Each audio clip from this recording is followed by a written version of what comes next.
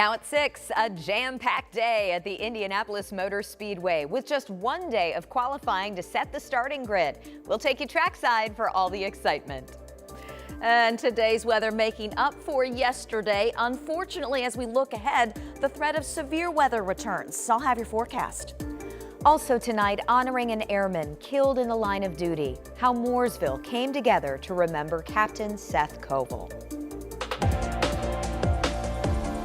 We start on this Sunday with speed, sun, and setting the field of 33. The track is hot today at IMS. After a washout yesterday, quals are underway right now to determine the starting grid for the 110th running of the Indy 500. Our Dominic Miranda is at the Speedway tonight.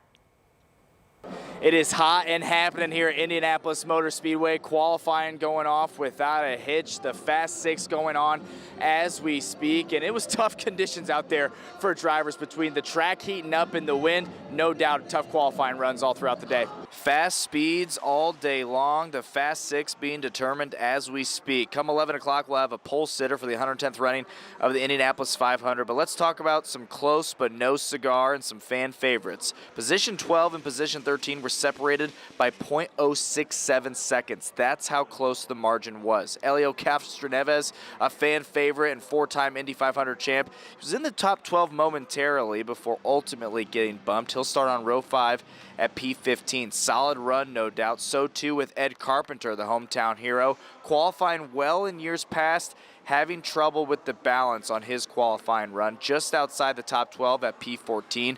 Both guys talking to us about their runs here on Sunday. It's pretty much what we thought is going to be. The degradation wasn't as bad, and the car was pretty good, pretty stable. So we pushed to the limit of what we know we got. And look, it's a better improvement from last year, no question. And that's what we got to look. Now work a little bit on the race car for tomorrow and go for the race. Yeah, it is what it is. This is the format. Everybody gets a chance, and we screwed ours up. So, you know, it's disappointing today, but we've had a great car all month, so we'll find our way to the front. Important to note, one and done throughout the day up for qualifying. No second chances. Your Fast Six, Felix Rosenquist, is in a world of his own right now. Top of the speed charts for the Fast Six. Alex Palou not far behind. David Malukas, Santino Ferrucci, Pato Award, and Alexander Rossi. We'll see who's sitting on the pole for the 110th running of the Indianapolis 500. We'll have a full recap for you tonight at 11 and extended coverage on WTHR+. For now, here at IMS, I'm Dominic Miranda, 13 Sports. Thank you, Dom. Also at the track today, some real special moments as new National Guard members pledge to defend our country and the Constitution. Take a look. 250 Hoosiers took the oath at Pagoda Plaza to represent the 250 years since the signing of the Declaration of Independence. Now, this is just the first step in their journey with the National Guard. IMS and IndyCar President Doug Bowles was there alongside Senator Jim Banks and Representatives Victoria Spartz and Jefferson Shreve. And near the track today, we saw fans giving back for active duty military families. The Armed Services YMCA and the American Legion sponsored this meal packing event. All of the boxes of food that you see here will go to the family of someone serving our country right now. They include food, cleaning supplies, toiletries, and more. And organizers say, you know, what better place to honor these heroes than at the track during Armed Forces Weekend? Well, I think this is America's race, right? So, you know, on race day, 1 out of every 1,000 people in our country are going to be here. And it's wonderful, the flyovers, all the things we do to recognize those who serve. We just like being part of that big event that Indianapolis does every year to represent our country and represent those folks that serve our great nation. So it's wonderful to be part of that big event. And people were working hard out there. Volunteers today packed more than 500 boxes. The Armed Services YMCA supports families at 104 military bases all across the country. Well, in the final week leading up to the Indy 500, the town of Speedway really shines. And as our Ella Rhodes reports, business owners say these days make a big difference to their bottom line.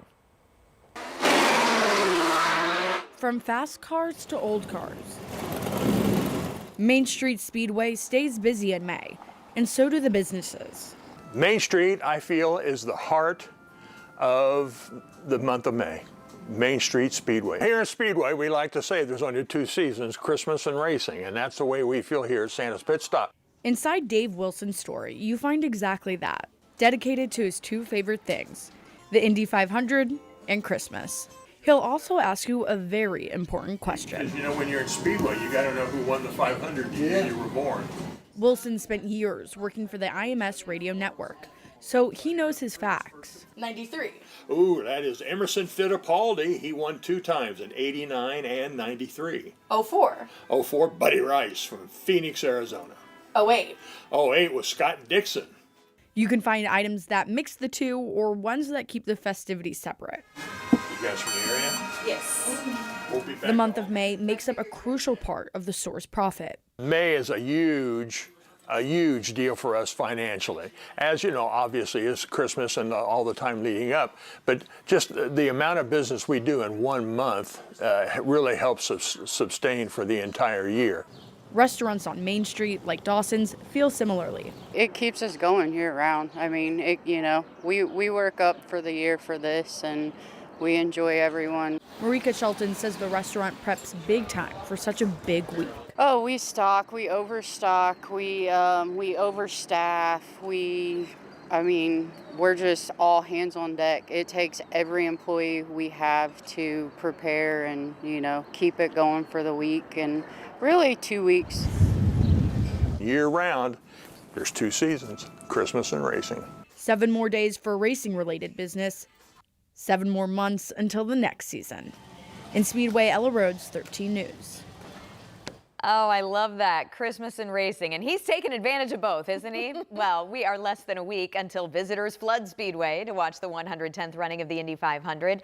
The green flag drops next Sunday, May 24th. And we want to let you know we'll have you covered all race weekend. We'll be out at the track for Carb Day this Friday. Then watch the Lucas Oil 500 Festival Parade right here on Channel 13, Saturday the 23rd. And then, of course, tune in May 24th to watch our race day coverage all morning and after the race as well. All right, so this is the week. This is the weather week that we all pay attention to as well. Angela's in tonight for Rob.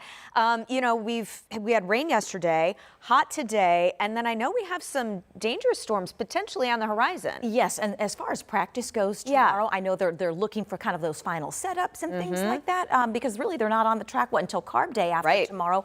Unfortunately, we're going to be dealing with storms, so hopefully they're taking full advantage of the dry, warm weather we have today, hopefully making up for yesterday was soggy and stormy at times. We do have sunshine all across central Indiana, and it is a warm Sunday afternoon. Temperatures right now in the 80s. Looks great from our camera. Bunker Hill, we're in the northern part of our viewing area. Plenty of sunshine at this hour. Radar is clear, the skies are clear, and temperatures in the 80s. We'll take you to the Country Club of Indianapolis. We've got a couple on the putting green here. Would have been a beautiful day to enjoy some golf. Temperatures in the 80s. 83 Indianapolis, 85 Muncie, 85 Bloomington, and 82 degrees in Richmond. Nice and quiet this evening. Nice and quiet as we head back to work and school for some tomorrow. Morning temperatures in the middle and upper 60s. However, check back with us tomorrow afternoon. We are under the threat of severe weather. Here's the outline of that level 2 threat for a good part of central Indiana. No issues out the door tomorrow, but anytime after lunchtime, the potential of severe storms. I'm going to continue the timeline in just a few minutes. All right, we'll see you then. Thanks so much, Angela. Tonight, a central Indiana community is coming together to honor the life of Captain Seth Koval.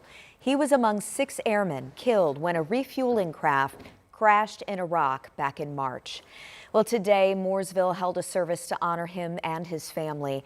People filled Mooresville High School this afternoon to pay their respects. His family and his commanding officers sharing memories of Captain Koval.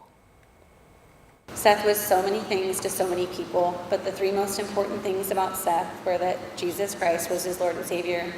He was a devoted father and husband, and he was an incredible aviator. Over the past 2 months, I have received numerous messages, had heartfelt conversations, and have read many social media posts about Seth, the man he was, the life he lived, and the impact he made on those around him. Our Brandon Schaff was at the service this afternoon to witness this. You can watch his full story tonight on 13 News at 11.